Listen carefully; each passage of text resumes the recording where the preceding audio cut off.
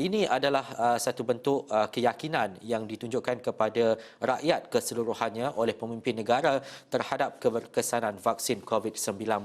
Dan ini perkara yang perlu kita ambil perhatian. Jadi kita nak bercakap lanjut, kita nak terus saja bersama dengan Profesor Dato' Dr. Syed Muhammad Al-Junid Syed Junid yang merupakan pakar perubatan kesihatan awam, ekonomi, polisi dan juga pengurusan kesihatan. Hello, Assalamualaikum Dato'.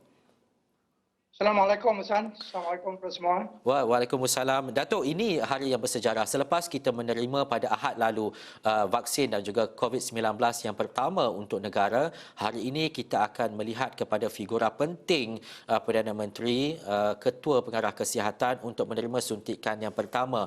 Bagaimana membawa signifikasi ini kepada keyakinan terhadap keseluruhan rakyat Malaysia berkaitan dengan vaksin COVID-19? Ya. Terima kasih Saudara Ihsan.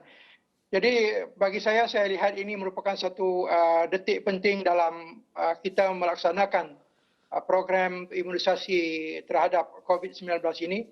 Dan imunisasi yang diberikan dan diterima oleh pemimpin tertinggi negara kita, Yang Amat Berhormat Perdana Menteri dan juga Ketua tertinggi dalam sistem kesihatan Malaysia, iaitu Tan Sri Nur Hisham Abdullah. Ini menunjukkan bahawa kita begitu serius, negara kita serius untuk menghadapi COVID-19 ini dan juga serius bagi kita, bagi negara kita, bagi merancang dengan terperinci bagaimana kita melaksanakan program imunisasi. Apa yang saya dapat lihat daripada apa yang berlaku hari ini, pertama sekali kita menghantarkan signal yang jelas kepada ahli masyarakat bahawa Malaysia begitu serius dalam menangani masalah ini. Dan vaksin ini adalah merupakan suatu daripada program yang amat penting bagi kita untuk mengawal pandemik COVID-19 ini. Yang kedua, yang juga begitu penting, terutama sekali bagi rakan-rakan saya, pakar-pakar kesihatan awam yang menjadi frontliners untuk program imunisasi di Malaysia, mereka akan mendapat, kita harapkan apa yang berlaku ini menjadi penyuntik kepada moral kepada mereka. Mereka akan berhadapan dengan berbagai rintangan, beban kerja yang tinggi, dan ini akan meningkatkan moral kepada rakan-rakan kita di sana yang akan bekerja dengan kuat bagi memastikan bahawa program imunisasi COVID-19 dapat mencapai objektifnya dan ketiga fasa yang meliputi hampir lebih kurang 40-50% daripada penduduk negara ini akan mendapat imunisasi yang mencukupinya. Kita mengharapkan bahawa coverage ataupun liputan vaksin yang kita akan capai melebihi daripada 85%, 85% ini akan memberikan herd immunity atau immunity kelompok yang kuat bagi kita menghadapi COVID-19 pandemik ini yang menyerang bukan sahaja negara kita tapi seluruh dunia pada abad ini.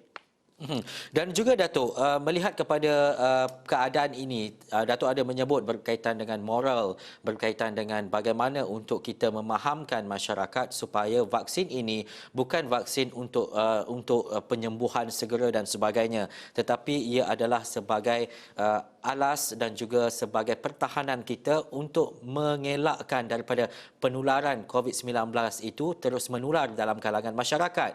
Bagaimana COVID-19 ini menerusi fasa pertama, kedua dan ketiga untuk kita melihat kepada keadaan Malaysia yang lebih baik selepas ini, Datuk?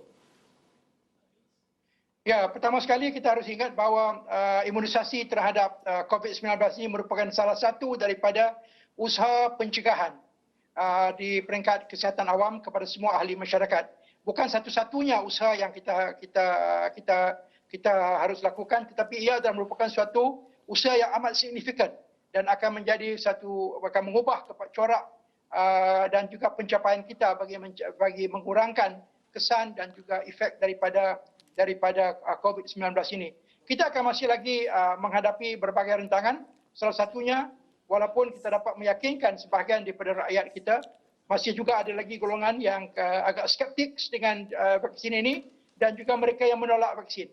Golongan-golongan ini harus kita tangani dengan terperinci dan juga kita tidak mahu nanti golongan-golongan seperti ini dan juga mereka yang kadang-kadang di kalangan mereka ada yang berpengaruh yang memberikan maklumat-maklumat yang tidak benar dan mereka juga kebanyakannya bukan pakar dan mereka memberikan menakut-nakutkan rakyat daripada menerima vaksin ini. Vaksin ini kita tahu adalah vaksin yang selamat dan telah pun dibuktikan di beberapa banyak kajian-kajian yang dilakukan. Data-data adalah transparan sekali. Jadi saya harapkan bahawa masyarakat Malaysia dapat menerima program ini dengan baik. Dengan cara itu kita dapat menangani COVID-19 ini dengan jaya. Datuk, kita berdepan dengan situasi keadaan ekonomi yang agak sukar sejak setahun yang lalu. Tetapi kita dapat menjalani dan juga menempuhnya. Tetapi dengan kehadiran vaksin ini, kita nak melihat kepada impak ekonomi. Negara-negara yang telah pun menjalankan program imunisasi COVID-19 dan juga selepas ini bagaimana untuk kita melihat keadaan dan juga situasi ekonomi yang lebih mampan dalam kita memulihkan keadaan dan juga situasi ekonomi terhadap negara kita.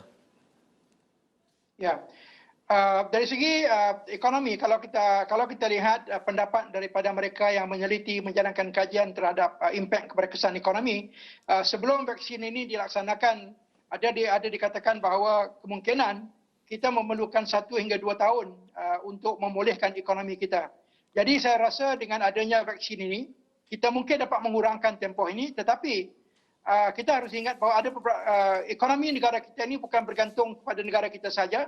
Seluruh negara, terutama sekali rakan-rakan ekonomi kita di luar di sana, terutama ekonomi yang besar seperti Eropah dan juga Amerika, mereka juga mengalami kesan ekonomi yang negatif. Jadi ini menunjukkan bahawa kita mungkin memerlukan masa yang agak panjang lagi untuk memperbaiki ekonomi. Tetapi Malaysia mungkin berada dalam kedudukan yang lebih baik kerana ekonomi kita adalah ekonomi yang agak multiple. Kita tidak mengharapkan pada satu sektor saja. Mungkin sektor yang amat terlibat adalah merupakan sektor pelancongan, di mana pendapatan GDP kita ada sekitar 15 ke 16% daripada pelancongan. Jadi saya harapkan bahawa sektor pelancongan dapat dibangunkan dengan secepat mungkin dengan adanya vaksin ini. Apabila kita ada program-program yang dijalankan untuk sama sekali travel bubble dan sebagainya, green travel bubble dan sebagainya, ini dapat mempercepatkan. Tapi sektor-sektor lain seperti sektor pembuatan dan juga sektor pendidikan misalnya mungkin memerlukan masa yang lebih panjang kerana selain daripada melakukan vaksin ini, kita harus juga terus melaksanakan program-program pencegahan yang lain seperti misalnya penjarakan fizikal yang mana memerlukan ruangan yang luas untuk pelajar-pelajar untuk belajar di sekolah dan juga di universiti, dan ini memerlukan perancangan yang lebih lama. Jadi secara keseluruhan mungkin mengambil masa yang agak lama juga, tapi Malaysia mungkin mempunyai kedudukan yang lebih baik daripada negara-negara lain kerana ekonomi kita adalah merupakan ekonomi yang pelbagai.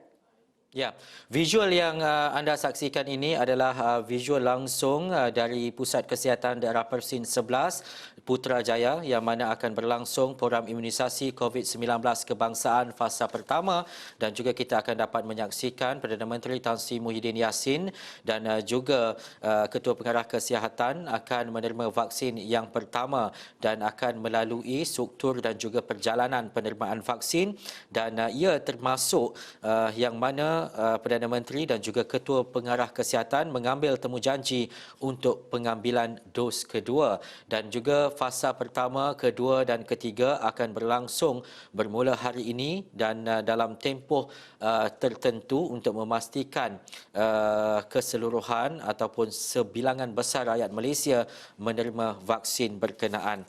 Dan juga bersama saya menerusi Skype ketika ini adalah Profesor Datuk Dr. Syed Muhammad Al-Junid. Syed Junid yang merupakan pakar perubatan, kesihatan awam, ekonomi, polisi dan juga pengurusan kesihatan. Datuk, saya nak melihat kepada situasi dan juga keadaan bagaimana untuk kita melancarkan lagi program imunisasi COVID-19 ini. Ini merupakan hari pertama. Kita akan melalui pelbagai fasa kemudiannya untuk memastikan lebih daripada 75% rakyat Malaysia dalam imuniti untuk melihat dan juga untuk mendapatkan vaksin COVID-19. Dalam penstrukturan dan juga perjalanan itu, bagaimana untuk kita memastikan ia lancar dan juga tiada isu-isu berbangkit dalam pemberian vaksin kepada rakyat Malaysia ini? Ya, terima kasih sekali lagi. Kalau kita hendak melihat bagaimana kita harus memperbaiki proses melaksanakan program imunisasi ini, kita harus ingat bahawa ini adalah imunisasi yang amat besar dari skala dan juga dalam skala yang begitu besar sekali yang melibatkan berbagai pihak. Kita harus lihat kepada dua level atau dua peringkat. Di peringkat hadapan, di mana pekerja-pekerja dan juga kaki tangan kesihatan kita akan berhadapan dengan masyarakat, dan inilah merupakan satu di cabaran penting di mana kita harus meyakinkan rakyat supaya menerima vaksin ini, dan ceramah-ceramah serta skip dan juga program pendidikan kesihatan untuk meningkatkan tahap pengetahuan dan juga meningkatkan tahap penerimaan ahli masyarakat harus kita lakukan dengan terperinci. Ini lebih mencabar apabila pada masa sekarang kita mempunyai pelbagai sumber maklumat yang dapat diterima, dapat digunakan oleh masyarakat, termasuk juga kadang-kadang daripada sumber itu yang tidak benar. Jadi untuk melawan tohmahan dan juga tuduhan-tuduhan terhadap vaksin ini memerlukan masa, memerlukan tenaga daripada staf kita, dan mereka harus bekerja dengan kuat. Itu yang pertama.